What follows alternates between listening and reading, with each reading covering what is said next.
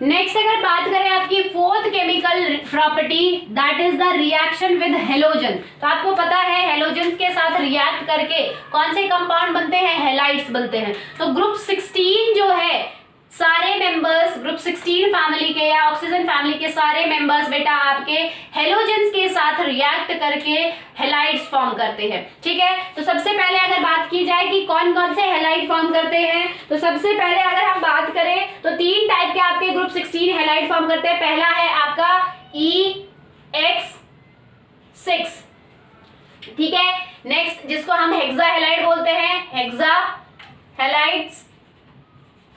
Next अगर बात करें आपका EX4, टेट्राहेलाइड भी फॉर्म होता है। और नेक्स्ट आपका है डाइहेलाइड, EX2, डाइहेलाइड्स। ठीक है बेटा, तो ये 3 टाइप के आपके हैलाइड फॉर्म करते हैं ग्रुप 16 फैमिली। ठीक है, तो सबसे पहले अगर हम बात करें हेक्सा हैलाइड्स की,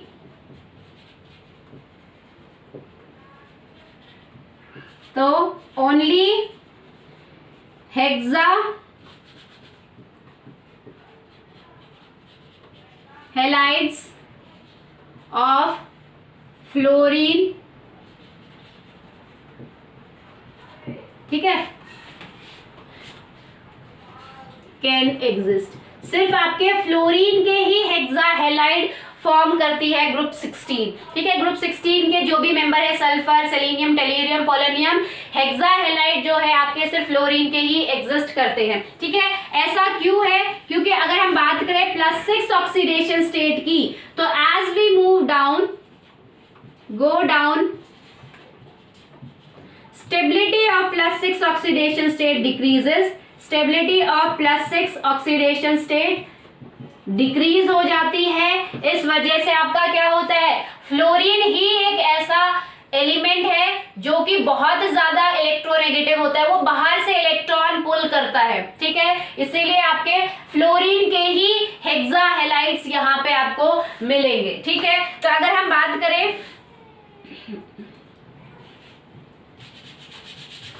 एक क्वेश्चन पूछा जाता है आपका कई बार, ये अभी हम कह रहे हैं आपका कि सिर्फ फ्लोरीन के हेक्सा हैलाइड एग्जिस्ट कर रहे हैं। दैट मीन्स आपका क्या हो रहा है कि क्लोरीन, ब्रोमीन और जो आपका आयोडीन बचा, उसके हैलाइड्स तो उसके हेक्सा हैलाइड्स तो आपके एग्जिस्ट करेंगे ही नहीं। That means YSCl6, SBr6 and Si6, ठीक है, डू नॉट एग्जिस्ट। ये क्यों एग्जिस्ट नहीं करते? ठीक है, अगर हम सल्फर के केस में भी। ठीक है, नेक्स्ट हम आगे बात करेंगे डाउन द ग्रुप। सल्फर से नेक्स्ट आप सेलेनियम, टेल्यूरियम, पोलोनियम की तरफ जाते हो तो आपका क्या आ रहा है, इनर्ट पेयर इफेक्ट डोमिनेट होने लगता है। तो इनर्ट पेयर इफेक्ट में आपके s ऑर्बिटल में जो पेयर्ड इलेक्ट्रॉन है उनको अनपेयर करने के लिए सिर्फ मोस्ट इलेक्ट्रोनेगेटिव एटम का ही काम आता है। तो जो फ्लोरीन है वो बाहर से इलेक्ट्रॉन खींचता है उन केस में। ठीक है, तो उन केस में तो आपका हेक्सा फ्लोराइड ही बनेंगे। बट अगर हम सल्फर की बात करें, क्योंकि सल्फर में तो आपका इनर्ट पेयर इफेक्ट भी नहीं लग रहा है, तो सल्फर जो है क्यों सिर्फ फ्लोराइड के ही हेक्सा हैलाइड फॉर्म करता है, बाकी HCl6, SBr6, Si6 क्यों एग्जिस्ट नहीं करते सल्फर के केस में? तो ऐसा क्यों है बेटा? Due to small size of sulphur, sulphur का स्मॉल साइज होने के कारण it can not accommodate 6 bigger halogen atom around itself due to steric hindrance। Steric hindrance होने के कारण, अब आपको देखो पता है सल्फर छोटा सा है, तो ये आपका सल्फर है, क्लोरीन बड़ा होता है, तो क्या क्लोरीन के 6 एटम इसके अराउंड आ पाएंगे? नहीं आ पाएंगे। ठीक है, ब्रोमीन उससे भी बड़ा होता है तो वो भी नहीं आ पाएंगे। क्यों? क्योंकि इनमें क्या होगा, रिपल्शन होने लगेगी, स्टेरिक हिंड्रेंस की वजह से रिपल्शन होने लगेगी। इसीलिए स्टेरिक हिंड्रेंस की वजह से ये जो आपके हेक्सा हैलाइड्स है ये एग्जिस्ट नहीं करते या फिर स्टेबल नहीं होते। दूसरी तरफ अगर बात की जाए, यानी कि हम क्या कह रहे हैं कि आपके हेक्साहेलाइड किसके, फ्लोरीन के ही फॉर्म कर रहे हैं। तो अगर हम स्टेबिलिटी देखें आपके हेक्साहेलाइड्स में, दैट इज FS6, देन आपका क्या है सेलेनियम F6, देन आपका टेल्यूरियम F6 एंड देन आपका क्या है POF6।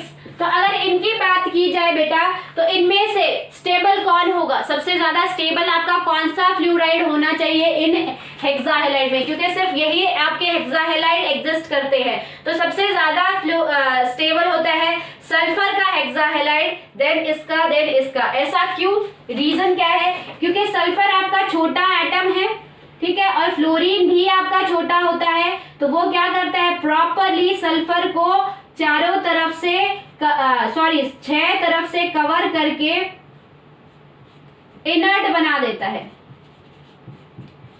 ठीक है। इसीलिए सल्फर का जो हेक्सा फ्लोराइड होता है वो सबसे स्टेबल होता है। नेक्स्ट अगर हम इनकी बात करें, क्या बोलते हैं, ऑकर तो ये भी होते हैं, बट सेलेनियम का, सेंट्रल एटम का, सेलेनियम यहाँ सेंट्रल एटम है, फ्लोरीन आपके साइड में बॉन्डेड है। तो सेंट्रल एटम का जैसे जैसे आपका साइज इंक्रीज होता जा रहा है, तो क्या हो रहा है, स्पेस आ रही है, ठीक है। साइज इंक्रीज होने की वजह से कुछ स्पेस आपकी सेंट्रल एटम के अराउंड बची होगी, इस वजह से वो इनर्ट की तरह एक्ट नहीं करते, उनमें फिर भी थोड़ी बहुत रिएक्टिविटी या दूसरा कोई एटम आके अप्रोच कर सकता है, ठीक है। तो सबसे ज्यादा स्टेबल जो है आपका ये होता है due to small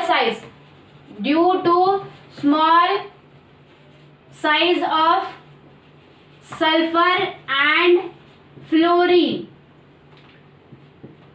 they form inert halide, इसीलिए ये इनर्ट हैलाइड फॉर्म करते हैं, ठीक है बेटा। तो ये तो बात हो गई आपकी हेक्साहेलाइड्स की। नेक्स्ट अगर हम बात करें आपकी स्ट्रक्चर ऑफ हेक्साहेलाइड, ठीक है, ये तो हमने आपकी कौन कौन से हेक्साहेलाइड आपके अकर कर सकते हैं उनकी बात की। अगर हम नेक्स्ट आपके चले स्ट्रक्चर ऑफ हेक्साहेलाइड, तो आपका अगर हम सल्फर की बात करें या आप कोई भी एलिमेंट ले लो, E की बात करो, ठीक है, NS2NP4, ठीक है, ये आपका NS है 2 इलेक्ट्रॉन, ये आपका NP है 1 2 3 4 इलेक्ट्रॉन, ठीक है। आपको पता है सल्फर से ही आपके एम्प्टी d ऑर्बिटल इंसर्ट होने लग जाते हैं, ये आपका ND है, ठीक है। तो आपका क्या होगा, अगर हम सल्फर का केस ले, सबसे पहले एलिमेंट का केस ले, तो आपका क्या होगा, शील्डिंग इफेक्ट की वजह से ये टोटली, ये पहले अनपेयर्ड होगा, यहां जाएगा, उसके बाद ये अनपेयर्ड होगा, ठीक है। तो ये आपका मान लो सल्फर है, यहां पे एक फ्लोरीन, यहां पे एक फ्लोरीन, यहां पे एक फ्लोरीन, और यहां पे एक फ्लोरीन, और यहां पे एक फ्लोरीन, और ऐसे फ्लोरीन, ठीक है।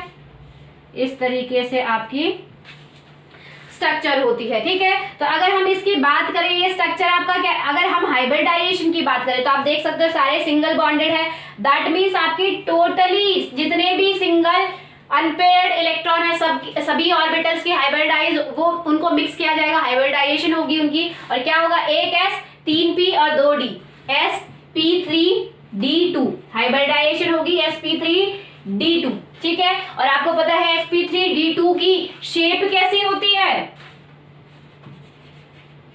शेप होती है आपकी ऑक्टाहेड्रल, और बॉन्ड एंगल कितना होता है, हर एक बॉन्ड के बीच में एंगल कितना होता है, बॉन्ड एंगल आपका होता है 90 डिग्री, ठीक है बेटा। तो ये तो आपका हो गया हेक्साहेलाइड्स की बात। हाइब्रिडाइजेशन हेक्साहेलाइड्स की sp3d2 होती है, शेप ऑक्टाहेड्रल होती है, ज्योमेट्री भी ऑक्टाहेड्रल होती है, कोई लोन पेयर प्रेजेंट नहीं है, ठीक है। वैलेंस शेल में कोई भी लोन पेयर प्रेजेंट नहीं है, इसलिए प्रॉपर ऑक्टाहेड्रल शेप होगी, कोई भी डिस्टॉर्टेड शेप नहीं होगी, इसलिए बॉन्ड एंगल भी आपका प्रॉपर होगा 90 डिग्री, ठीक है। सभी एलिमेंट के केस में इसी टाइप के आपके स्ट्रक्चर्स बनेंगे। नेक्स्ट अगर बात करें आपकी टेट्राहेलाइड्स की, तो देखो, तो बेटा अगर हम टेट्राहेलाइड्स की बात करें तो आपकी ग्रुप 16 जो है can form tetrahalides with chlorine and bromine also, ठीक है। अभी तक हम हेक्साहेलाइड आपके फ्लूराइड के पढ़ रहे थे, बट फ्लूराइड तो बनाते ही है बट क्लोरीन और ब्रोमीन के भी टेट्राहेलाइड आपको देखने को मिल सकते हैं, बट जनरली हम आपके फ्लोरीन के ही टेट्राहेलाइड पढ़ते हैं। ठीक है, जनरली हम पढ़ते हैं और वो भी होते हैं। तो सबसे पहले अगर बात की जाए फ्लोरीन की ही टेट्राहेलाइड ही हम ज्यादातर पढ़ते हैं, तो सबसे पहले SF4, देन आपका SeF4, देन आपका TeF4। ठीक है बेटा, तो ये आपके कुछ POF4 एग्जिस्ट नहीं करता क्योंकि पोलोनियम फ्लोरीन के साथ +6 ऑक्सीडेशन स्टेट शो करता है, और यहाँ पे आपकी जो एलिमेंट पे ऑक्सीडेशन स्टेट है वो क्या है, +4 ऑक्सीडेशन स्टेट। ठीक है बेटा, तो यहाँ पे अगर इनकी बात की जाए तो ये आपका गैसियस फॉर्म में होता है, ये आपका लिक्विड होता है, और ये आपका सॉलिड होता है। ठीक है, नेक्स्ट अगर इनकी शेप की बात की जाए या स्ट्रक्चर की बात की जाए, तो अगर हम इनकी शेप या स्ट्रक्चर देखें तो NS में 2 इलेक्ट्रॉन, NP में 4 इलेक्ट्रॉन, 1 2 3 4 NP, देन इनके पास MT ND होता है, 1 2 3 4 5 ND। तो यहाँ पे आपका क्या होगा, क्योंकि आपका देखो 4 फ्लोरीन है, यानी कि 4 बॉन्ड बनाएगा सल्फर या जितने भी आपके नीचे के भी एलिमेंट है, सेलेनियम टेल्यूरियम, 4 बॉन्ड ही बनाएगा। ठीक है, तो 4 अनपेयर्ड चाहिए, दैट मीन्स सिर्फ ये वाला प्रमोट होके यहाँ जाएगा, और आपकी जो हाइब्रिडाइजेशन होगी वो क्या होगी, sp2d, हाइब्रिडाइजेशन होगी sp2d।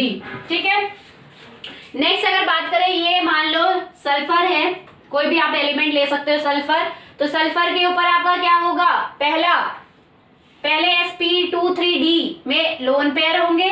ठीक है, उसके बाद दूसरा आपका ये, तीसरा ये फ्लोरीन, चौथा ये, और पांचवा ये। ठीक है बेटा, इस टाइप से आपकी स्ट्रक्चर होगी। तो अगर इस स्ट्रक्चर को देखा जाए तो कैसी स्ट्रक्चर है आपकी, बताओ। लोन पेयर होने के कारण आपकी ये जो स्ट्रक्चर है थोड़ी सी डिस्टॉर्टेड होगी, रिपल्शन होगी ना, लोन पेयर बॉन्ड पेयर में रिपल्शन होगी। ठीक है, उसके बाद ये नीचे आएंगे तो बॉन्ड पेयर में रिपल्शन होगी।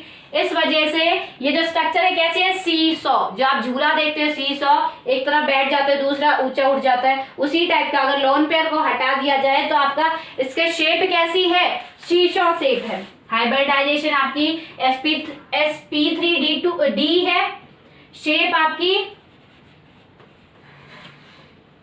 सी-सॉ है।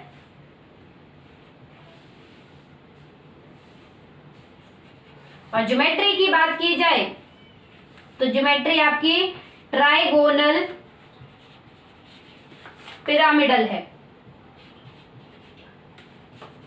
Trigonal bye pyramidal.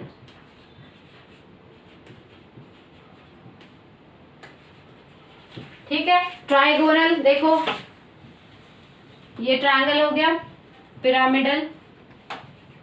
ठीक है, ट्राइगोनल बाय पिरामिडल आपकी इसकी ज्योमेट्री हो गई है। ठीक है बेटा, तो नेक्स्ट अगर बात की जाए आपकी, ये तो आपका हो गया टेट्राहेलाइड। नेक्स्ट अगर हम बात करें आपके डाईहेलाइड्स की, तो आपके कौन कौन से डाईहेलाइड्स फॉर्म होते हैं। ठीक है,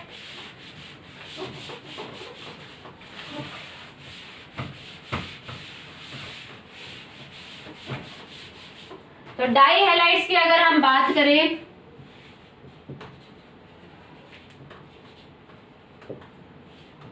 तो आपके डाईहेलाइड जो है क्लोरीन ब्रोमीन के भी फॉर्म होते हैं, जैसे SCl2 मिलेगा आपको, SBr2 भी मिलेगा आपको।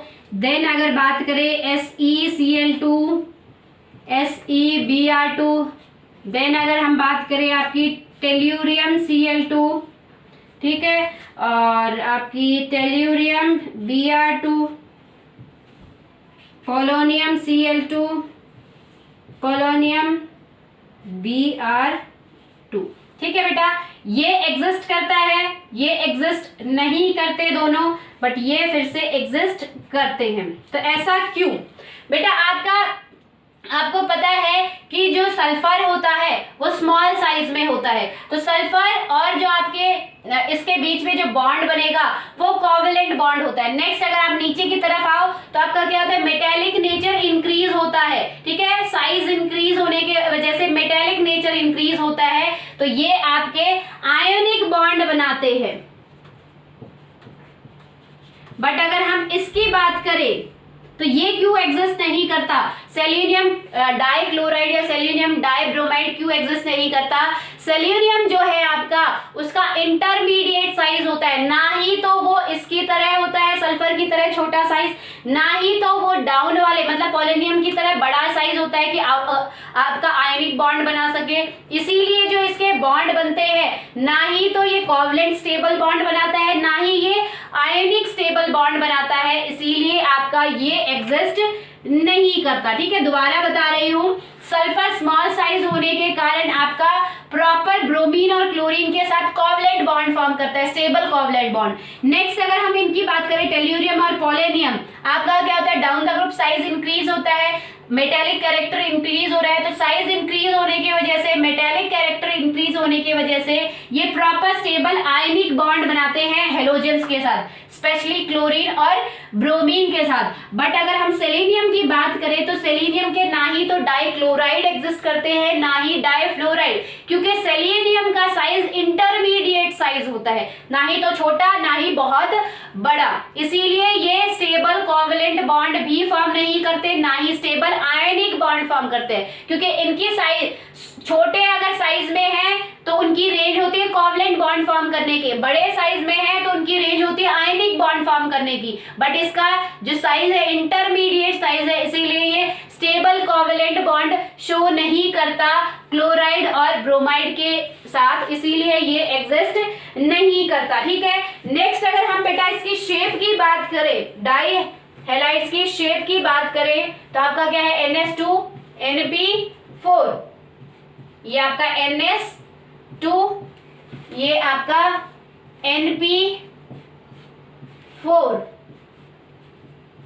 ठीक है, तो यहाँ पे देखो कितने डाइफ्लोराइड, 2 हेलोजन चाहिए सिर्फ। ठीक है, तो 2 आपके अनपेड है, आपको कुछ भी प्रमोशन करने की जरूरत नहीं है या रिपल्शन करवा के इलेक्ट्रॉन को एमटीडी ऑर्बिटल में भेजने की जरूरत नहीं है, यही बना लेंगे तो यहाँ पे प्रॉपर आपकी हाइब्रिडाइजेशन होगी, क्या बनेगी, sp3 हाइब्रिडाइजेशन। ठीक है, और आपका स्ट्रक्चर कैसा बनेगा, मान लो ये सल्फर है तो देखो पहला लोन पेयर ये, जैसे आप H2O आपके जो ऑक्सीजन का जो आपने हाइड्राइड पढ़ा था H2O उसमें जैसा था सेम वैसा ही स्ट्रक्चर होगा, और ये आपके हेलोजन होंगे। ठीक है, ये 2 lone pair hybridise sp3 orbital, sp3, ये sp3 जो होगा ये फ्लोरीन के साथ बॉन्ड बनाएगा और ये sp3 इस फ्लोरीन के साथ बनाएगा। ठीक है, तो बॉन्ड एंगल जो होगा बेटा आपका 104, नियरली 104.6 के अराउंड होगा, और जो इसकी शेप होगी लोन पेयर प्रेजेंट होने के कारण शेप जो होगी बेंट होगी, मतलब नीचे की तरफ ऐसे झुकी हुई होगी। ठीक है, क्योंकि यहाँ पे देखो lone pair bond pair repulsion और यहाँ पे लोन पेयर रिपल्शन की वजह से। ठीक है बेटा, तो ये आपके डाई हैलाइड्स हो गए। नेक्स्ट अगर हम बात करें लास्ट आपके इसके अलावा कुछ आपके मोनोमेरिक हैलाइड्स भी एग्जिस्ट करते हैं। ठीक है, कुछ आपके मोनोमेरिक हैलाइड भी एग्जिस्ट करते हैं, हेक्सा हैलाइड, टेट्रा हैलाइड और डाई हैलाइड के अलावा कुछ आपके मोनोमेरिक हैलाइड भी एग्जिस्ट करते हैं। Monomeric halides for example S2Cl2, S2Br2,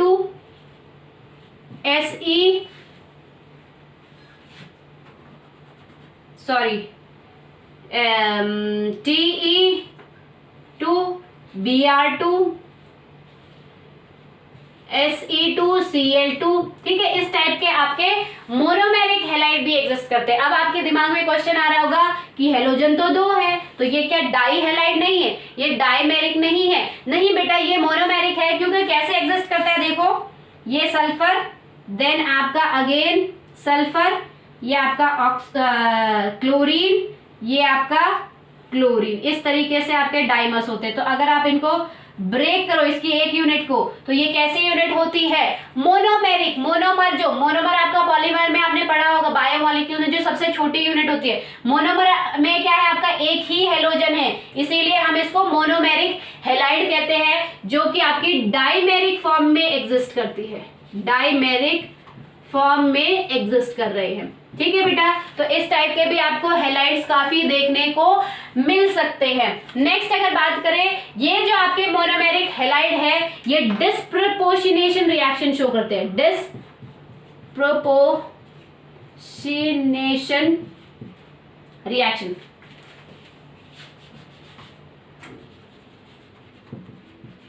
कैसे? जैसे मान लो आपकी Se2Cl2 है, ठीक है, इसको अगर आप डिस्प्रपोर्शनेट करो तो आपका बनेगा SeCl4 प्लस 3Se, ठीक है। तो यहां पे अगर ऑक्सीडेशन स्टेट देखते हो तो +1 है, यहां पे अगर आप देखोगे +4 है, यहां पे आप देखोगे तो 0 है, यानी कि एक ही एलिमेंट, डिस्प्रपोर्शनेशन क्या होता है, एक ही एलिमेंट ऑक्सीडाइज भी हो रहा है और रिड्यूस भी हो रहा है। यहां पे देखो +1 से +4 में जा रहा है, दैट मीन्स क्या हो रहा है, इसका ऑक्सीडेशन हो रहा है।